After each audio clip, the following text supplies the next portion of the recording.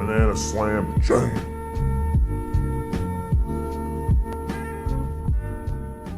Welcome everybody, we got ourselves another replay analysis. This is a 2700 position for Lina.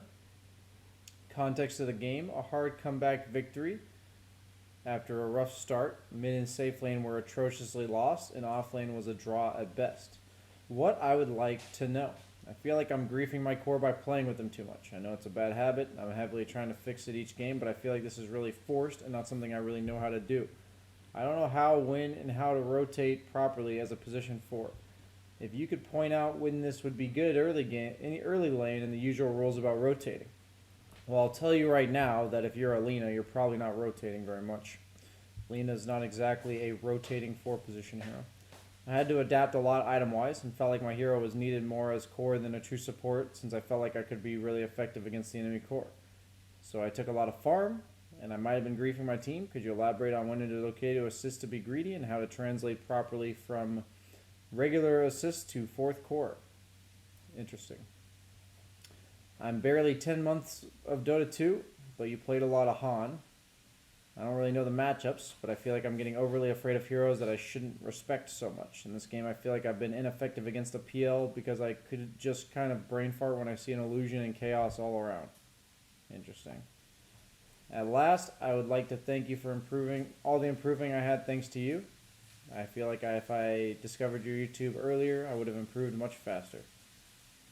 You made me go from 1.5k to 2.7k in 5 months. Wow.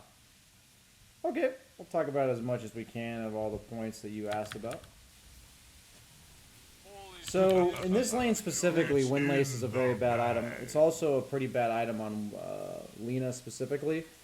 So, the way that the damage works in this lane is you're going to get nuked by Crystal Maiden, potentially nuked by PL as well, unless it's a Chaos Knight safe lane, PL off lane, or some wonky shit. Same thing, though. Movement speed doesn't really do anything for you in this lane. I want you to think of movement speed as an item that, like, prevents damage because you can literally walk away from the damage. Say it's like an Undying support or an Ogre support who like they're trying to walk at you and click you. That's like not the case here, right? Lina also right clicks a lot. She spends a lot of time right clicking. So like every little item you buy that does a bit of damage, whether it's a Blightstone, whether it's stat items, they add up because with your passive you end up right clicking a lot. So it's a really big deal that you invest in right click items. And if you were to go for the movement speed item, that would be the exception on Lina, not the rule. So when we have exceptions that we go for, it is something that has to be a specific reason why you went it. The battle begins.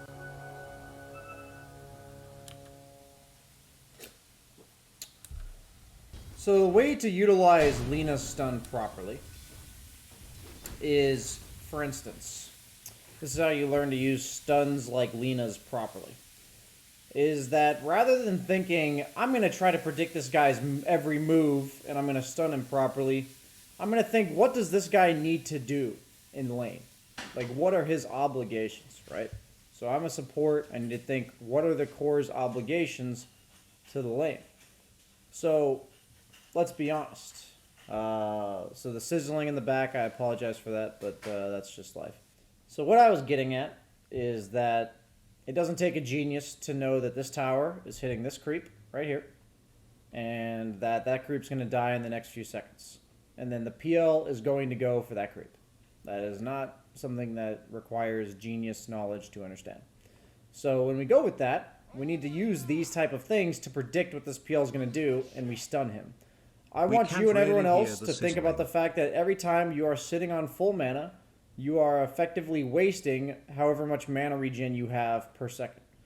So right now, as you sit here not using your stun, you are wasting 1.6 mana per second. It's just that simple. So every time you see an opportunity to stun this guy, which up until this point I haven't seen a super obvious one, now is the first time where he's going to hit this creep, very predictably so. He's not even creep aggroing or anything because you're in the 2k bracket. And he should just get stunned right here, right? Very obvious that he's going to stand right on top of this creep, right? Obviously, he missed the creep anyways, But that was the perfect opportunity to stun and hit him. So we see the pole camp. This was good. You're being much more aggressive with your stuns now that you have level 2. Which makes sense. Your level 2 does make it more efficient. But that doesn't mean you should sit there full mana level 1 for sure. Radiant's bottom tower is under attack. So in this case, so I want you to ask yourself right now, okay, before I tell you the answer, you and everyone watching, what is the difference between this pull, where you just pulled right now at 126? We're going to fast forward. You look at the lane, right? Just look at all the heroes, the creeps, everything. What's the difference between that pull and this pull? Radiant's bottom tower is under attack. What's the difference? Give you and everyone a second to think. You could pause the video if you want, obviously. Somebody in chat has expertly said, lane is already pushing. And we've talked about this. The more creeps the opponent has, the more likely it is that it is a favorable trade for them. That is the more likely, right? It is more likely. So, with that in mind, I would be looking to play as passively as possible with this wave, because there's 7 creeps as opposed to the other one, which only had 3 or 4, right? So what that means for you is on the other one, since there were 3 or 4 creeps, you were pulling the wave, and then you were bullying the PL from contesting the big camp, right? So you're thinking, I'm going to make an aggressive play, and I'm going to stop the PL from going to the big camp to farm the creeps, because there were less creeps.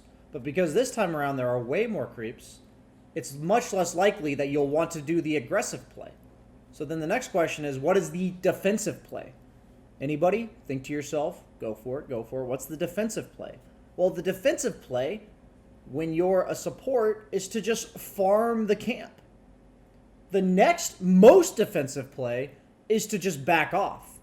So in terms of like aggression up in their face, then the pull camp, and then just letting them have the pull camp. Right? That's like the, scale of aggression that we got going here.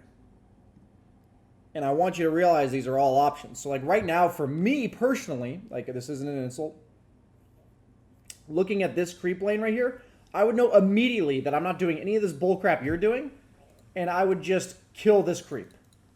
Like I would just get this last hit.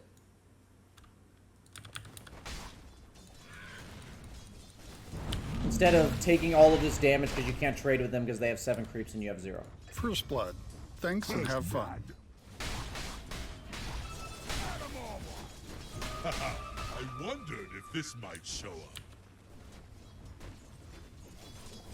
So you're doing a good job making use of the big camp Missing bottom. in terms of the lane equilibrium aspect, but you're ignoring... Okay, so we understand that we're using the pull camp to gain equilibrium, right?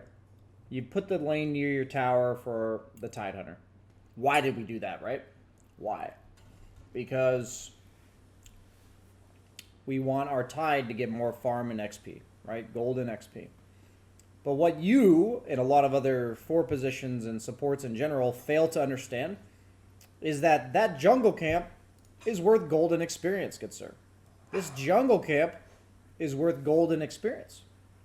You have now twice pulled the large camp and then just ignored the fact that there's creeps to kill there. Those are not only creeps to kill, but they're also the only creeps you're going to get. You are going to get.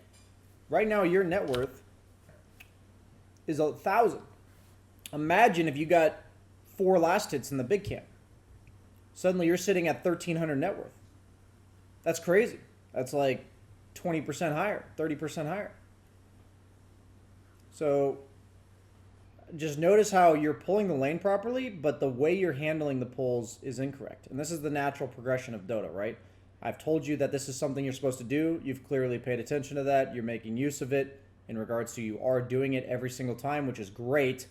But now you need to understand other implications, other important aspects of this camp, which is natural. This is good. It's fine to make these mistakes. Also, earlier, when you had 400 gold, you should have immediately flown yourself a salve. That took way too long for you to get your resources back. You want to eliminate those passive moments as often as possible. So your positioning here is reasonable because you saw Pudge top, so you're just playing behind your tide defensively. Lina is a 4 position that will naturally take more experience than other 4s because she doesn't roam. I haven't seen Pudge in a while, so you walking to the right here did make me a bit nervous. We now see Pudge.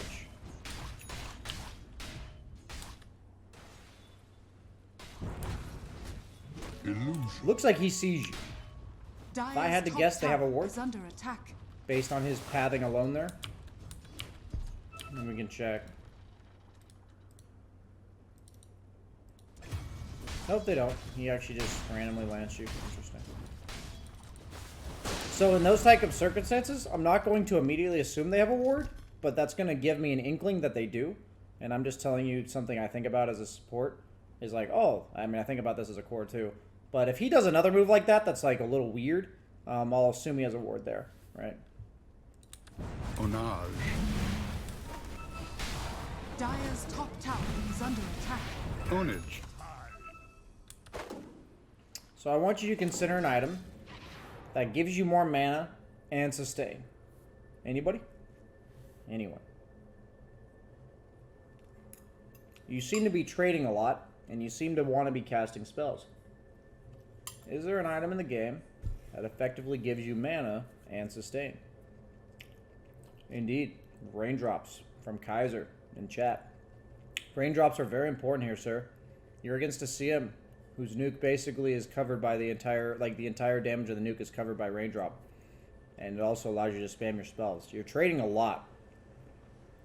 So I see that you have a lot of gold. You're not really spending it. So not only are you not farming the big camp effectively, but you're also not spending your gold effectively. So I'm giving you options in these lanes, right? I'm trying to tell you items that come to mind. Lina likes right-click items. Lina wants to be trading a lot. Lina wants to be constantly up in the face, nuking people, and just not dying, because she wins trades. She wins trades. She's going to hit you a lot and eventually wear you down. So you need to think war of attrition, wail on them, sustain. Like, that is what Lina cares about, okay? I also think early arcane boots are really important, and that's why Windlace, I would say, is usually, like, only a must-have on Lina early on. Like, I'd rather get early arcanes than get the Windlace. Meaning, you know, don't delay my arcane boots. Point being, though, is your overall understanding of Lina, despite playing her a decent amount, because I see your silver tier Dota Plus, is just off. Your way of conceptualizing her laning stage How is much just does wrong. coaching cost right? him switching back to So- carry and want to know what I need to focus on? I'll answer that question after this. So, basically, I want you to reconceptualize what Lina does in lane. I want you to think to yourself, you know, how do I win this lane? How do I lose this lane? Anytime I'm losing a lane on Lina, what's it look like? So usually when I'm a carry player, if I'm against a Lina, I like picking gap closing kill heroes because that's the only way to beat her. I like picking like the Rickies, the anti-mages, potentially heroes like this, right? Heroes that I'm not just going to get hit by Lina all lane. I'm going to actually commit onto her and try to fight back. But they don't have that hero. Like, PL's okay, but he really can't sustain through your nukes. Like, he just can't. So you're just not able to play this lane as aggressively as you'd like based on your itemization. And I think your itemization tells me personally a lot about how you think you win lanes, right? So like Windlace tells me that you think you win the lane by moving fast, which is just, in this case, absolutely not true. And I hope you can see that.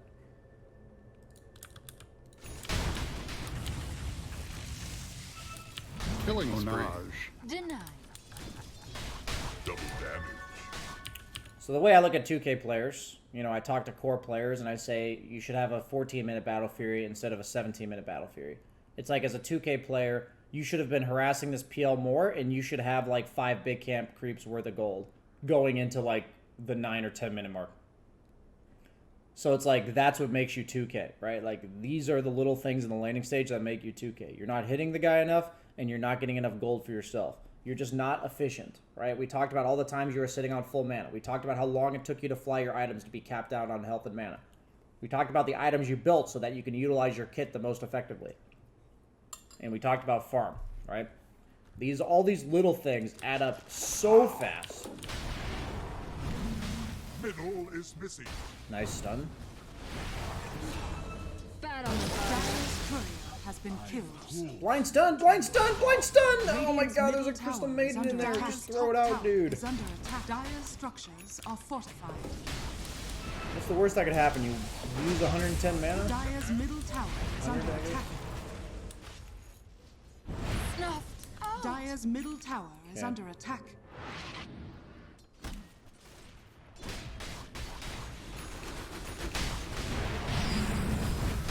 Against Zeus specifically, I would strongly consider Tranquils. I probably would go Mana Boots into Tranquils, like Mana Boots, Ether, Tranquils here. A gift from the tempest. Once again, you're just sitting on Dire's middle tower is under 1,200 gold. Like a good 1,200 gold. So we do buy our Mana Boots. Killing spree. How often people sit on gold? It's atrocious. It's atrocious. Yeah, Kali, who's in, what MMR are you right now? 3.7. 3.7. Go ahead, finish your point. They have, like, a Sand King would have enough for a Hood of Defiance, Yeah. and he just... Hasn't even bought the cloak yet? He doesn't even, yeah. He hasn't even bought the cloak. Yeah, guys, so, like, this is just Kali, personal testimony about her games in 3.7k. If you have 1,300 gold in your savings, and you're worth 2,600 gold, you are playing at 50% efficiency. It's just that simple. Like, you are literally playing at half the capability of your hero because you won't buy an item. Like, your item needs to be in quick buy, and it needs to be bought the second you have the gold. And that, like, any second that you have the gold that you have not bought the item is inefficiency. That is all there is to it. If you have 900 gold for Mana Boots, it should be bought as quickly or as close to when you hit 900 gold as possible. Don't you lose more gold when you die, too? You do lose gold when you die, yes. That is true. But, like, that's the least of my concerns. It's like, that's, like, later on, they'll worry about that. I like, if you're just playing without half your net worth. That does matter. Hello, this is Gabriel. Yeah, it's just Thanks like, for you playing could Dota have 2. survived there if you... Double kill. Dire's top Well, tower the is thing under that I'm attack. trying to tell people here is that I want you guys to be able to gauge matchups. I want you to be able to gauge the potential of your hero. But that shit doesn't fucking matter if you're 2K. Why? Because you don't understand the potential of your hero because you're playing on half efficiency. It's like, how am I ever going to teach you the potential of Lina if you're playing with half your gold? Like, I can't teach you that. So that's why I need you, when I harp on these efficiencies, to think about, like, the fact that I mentioned 200 gold you're missing. Like, that you could have gotten from the big camp. The fact that I'm talking about not utilizing all of your mana in the laning phase because you're full mana with mana regen. Or talking about not buying items right away. Because you just don't know your hero's potential because you're not giving your hero the chance. You're not allowing yourself to utilize it. Dire's top Radiant's bottom tower is under attack. Radiant's bottom tower is under attack. Dire's structures are fortified. Radiant's bottom tower is under attack. Dominating, I guess. So I guess these rotations are okay. But I think Lina as a hero defaults to just shoving lanes. Radiant's top tower. Like right now, whatever the fuck you're doing is less important than this lane right here. Whatever the fuck you're doing is less important than pushing this lane out or this lane out. Feel free to show me how often you see this shit in a good game of Dota, like a high-level game of Dota. Please feel free to look at a high-level game of Dota and tell me how often you see a 3v3 with the lanes looking like this.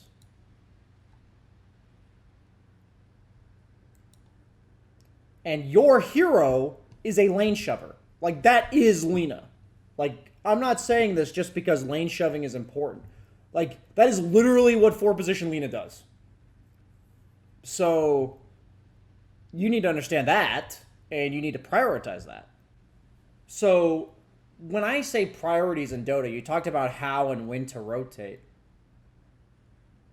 On Lina, it's a little bit more straightforward than a lot of other heroes, actually. Because her default playstyle is to clear waves. So anything else you do that is not clearing waves is either because you've cleared all the waves, or there's no waves for you personally to clear. In which case you have to figure out what else to do. But I can't teach you when you should be rotating as a hero that should be clearing waves if you're not clearing waves. None of that shit matters, because I can't teach you the exceptions if you're not doing it normally.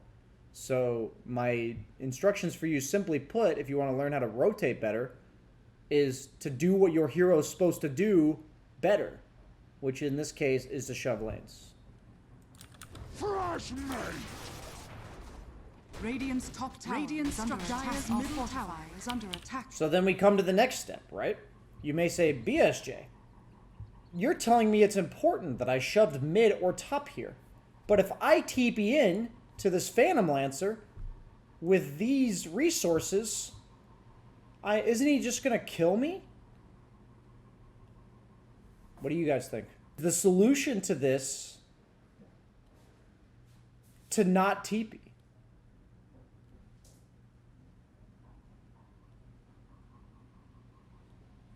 Prepare for having low resources. 1k gold unused. Wow. That is a beautifully worded, elegant answer. It is not acceptable for you to have a job in the game, have 1,000 gold, and not have enough health and mana to do your job. It is not acceptable. You have to understand, just like all these other core players, that as a support, you have a job. If that's to gank, that's to gank. If it's to push lanes, it's to push lanes. If it's to walk around the map, you know you need boots.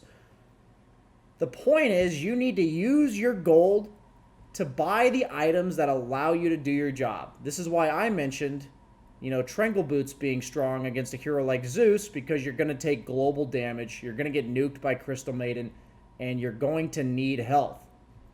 So my emphasis is not exactly to buy Tranquil Boots here. My emphasis is you have to be able to push lanes, which means you have to have HP, which means you as a player need to figure out how the fuck to get HP. That's it. The way you learn to itemize properly is that exact thought process I just had. Where, what is my job in the game? What do I need to do it? What items give me what I need? That's simple. It really is that simple. And a lot of people who come to my coaching sessions or watch my videos usually have a pretty good idea of what they're supposed to be doing in the game. But yet their items don't show it at all. So they haven't drawn that connection yet. They haven't seen that if they visualize their job in the game, that they can then itemize to do their job. They haven't connected the dots. Streamer with 1k viewers. Now you are here with 600. You just lost a free tower to a carry player. A Pia. A hero that does not kill buildings, man. I want you to remember that. You just lost a tower. Your job as a Lina is to shove waves. You have failed your one job. Look at that. You pushed a wave and ganked. A dominating performance. Look at that. You have 2,000 gold with no health. Ooh, thanks. My question for you is this. I'm going to be blunt. I'm going to be blunt with you, buddy. Do you really need me to watch this replay? Do you really not see that you're sitting on 200 health and that's the only issue? Do you really not see that? Is that just unfathomable to you that the reason why you are 2k is because you're sitting on no health and you have 2,000 gold? Your net worth, sir, is 4,000. Your net worth is 4,000. And 2,000 of it is in savings. And there's no fucking interest in this game, bro. You don't get rewarded for holding onto your gold. I don't know if Han did that. I don't think they did. But you don't, okay? So my first tip would be that you need to put whatever item you're going to buy into quick buy. That is done by alt clicking it. Or shift clicking. Is it shift click? I do this shit all muscle memory. No, control shift click is to queue multiple items. So it is shift click. Oh, yeah. So like, say you want an ether lens, you shift click it and it goes here. Yeah. And if you want ether lens and then tranquils, you go ether lens, shift or control shift tranquils, and it'll add both of them. Okay? My point for adding those to quick buy as like a #1 tip for you is because when you put your items in quick buy, guess what? When you can afford them, the game gives you a little ding and tells you can buy your item. And that sound cue alone should be enough to make it so you really can just autopilot through buying your items. What I mean is you have to consciously think what item you want, but remembering to buy it is no longer something you have to think about because the game will do it for you. This is just unacceptable.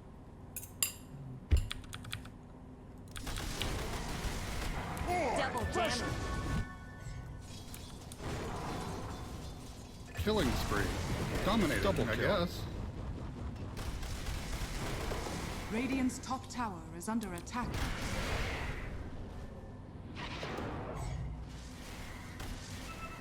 There's clarity. There's salves. I'm done. There's a full ether lens. There's a full blink dagger. You could buy a Midas. At this point, you might as well buy a Midas. Just buy a Midas. You've saved up this far. Are you not gonna buy anything? Arcane power. No.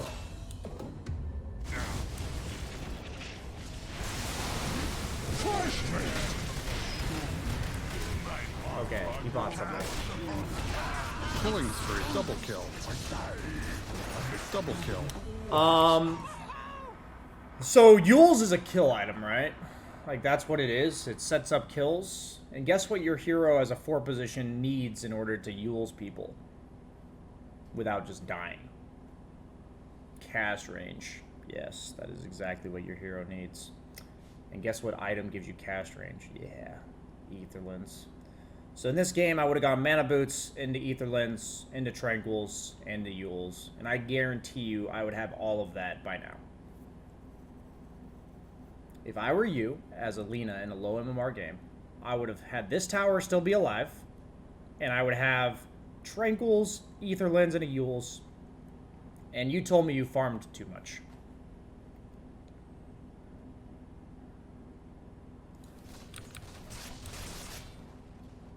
Radiant's middle tower is under attack. Dire's bottom tower is under attack. My thanks. A gift for the tempest of battle. That would be a tribute.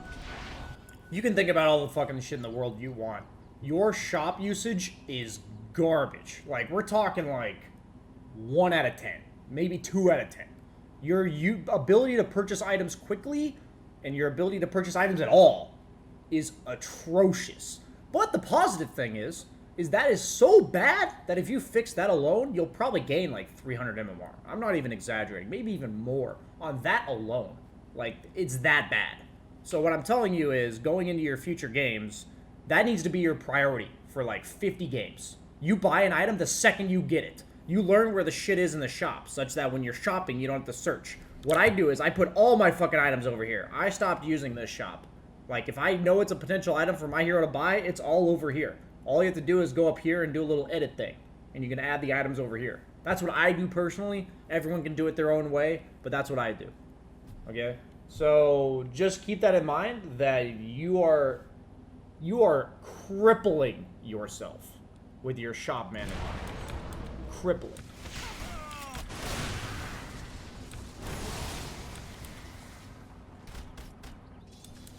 Okay, we're gonna go push top. This is good. Nobody else is doing it. Radiant's middle tower is under attack. Maybe end of the fight. We die, but honestly, the rotation idea is reasonable to Killing me. spree. A dominating performance. Just didn't use your Mecha items more too than much. 2 kills, but less than 4 kills. Dire's middle Which tower you'll is learn under on your own. attack. Dire's middle tower has I fallen. can't really teach you to use your items better. So I want you to realize that you have a sniper on your team, and he's always going to farm the triangle. So anytime you farm the triangle, you are yoinking your sniper, okay? I want you to realize that. So there's a difference between farming lanes that your team's not farming, because the lanes need to be pushed, and farming jungle creeps that your cores are likely to jungle, because those don't need to be killed, right? They don't need to be cleared. So that's an example of greed that's costing your team. I never want you to feel like you should give a lane to somebody else in your bracket, because they're not reliably going to hit those creeps.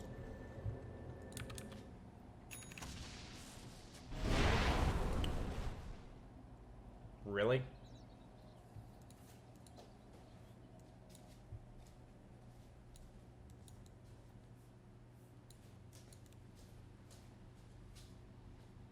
Really, guys?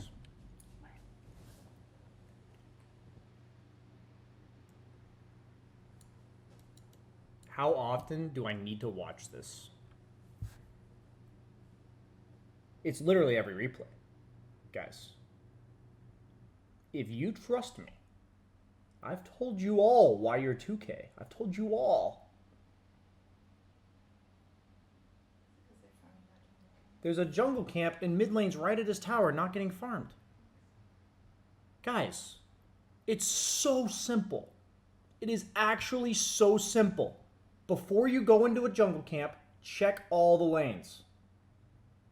It is something, once you get in the habit of doing it, you will always do it.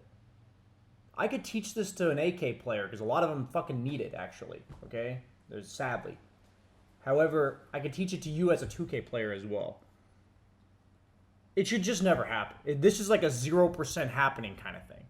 I sometimes catch myself doing it. It happens every now and then. But as long as you're consciously thinking about the game, this should literally never happen. Radiant's bottom tower is under That attack. feels like an awkward fight. BSJ, why does it feel awkward? I feel so forced to be at this fight, BSJ. I feel so awkward. I could be doing something else. I don't know what it could possibly be.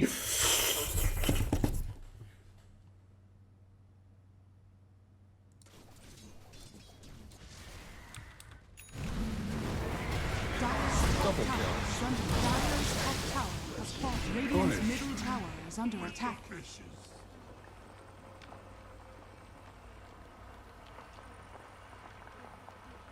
Guys, every single fight that feels awkward or feels bad is because you didn't properly push lanes. Nico Baby himself said that in his carry hero course. He talked about every fight being determined by whether or not his team or the opponent team pushed lanes properly. I told you that you weren't pushing mid properly. It is not a coincidence that within the next minute or two, you sat bottom super awkwardly and took an awful fight. It is not a coincidence, man. It's just not. They're unstoppable. Dominating, I guess. A gift from the heavens. Radiant's bottom tower is under attack. Radiant's bottom tower is under attack. Mega kill. Double damage. So, I know you asked for a lot in this replay. I just try to make sure I give you guys things to work on. And I've done my time and effort to this replay, and I know there's a lot of game to go on here, but I think a lot of your impact as support is early on. Like, obviously, later you can still have massive impact, but as a support, you're most likely going to gain MMR by having the most effective, like, first 15 to 20 minutes. And I think I've pointed out enough for you to work on. So, thanks for signing up, buddy. I know it's a bit harsh, but the positive is some of your parts of your game are so bad that if you fix those, all the other stuff will fall into place. So you had overall good idea of what you're supposed to do in lane. That was like more of an efficiency thing you can work on. But in terms of items as well as lane clearing, your priorities are way out of whack. And if you get those down, you'll be good to go, man.